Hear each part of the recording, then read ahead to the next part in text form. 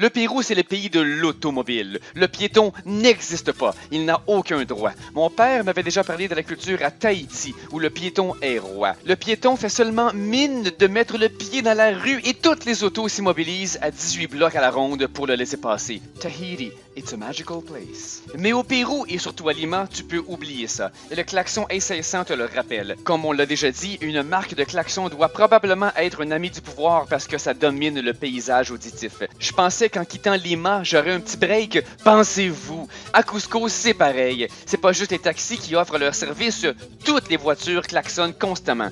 À contrepartie, les clignotants et autres règles de la route sont complètement ignorées. Même la ville a abandonné d'essayer d'instaurer des règles de conduite organisées. En effet, il y a énormément d'intersections sans aucun stop, sans fil de circulation, encore moins de traverses piétonnières.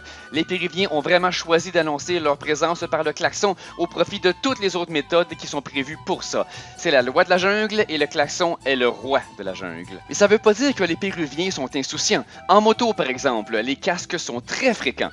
Sauf en campagne. Les cyclistes bien éclairés sont relativement fréquents eux aussi. On peut même occasionnellement trouver des pistes cyclables. Le diesel abonde. Je dirais même qu'il nauséabonde. Autre élément important des rues péruviennes est bien sûr cette guerre de compagnies d'autobus privés dont on a parlé. Ça ajoute beaucoup de couleurs et de personnalité. Et beaucoup de danger alors que ces autobus foncent à toute vitesse pour offrir le meilleur service possible. Et parlons bien sûr des petites merdes à 3 roues. Certains locaux les utilisent comme leur auto personnel, d'autres en font des taxis. Il existe aussi des places où tu peux les louer et il y a aussi des systèmes de covoiturage avec ça.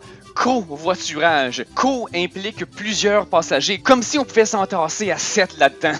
En tout cas, ça doit pas consommer gros. C'est exactement le genre de petit véhicule ridiculisé à tourne-bras dans Mr. Bean. Merci de votre écoute. J'apprécie énormément vos commentaires, vos abonnements, vos likes, mais de loin, la méthode la plus efficace pour m'encourager est de devenir supporter sur Patreon. Vous m'aiderez alors à travailler sur ces capsules à temps plein et ainsi les produire dans des délais bien plus brefs.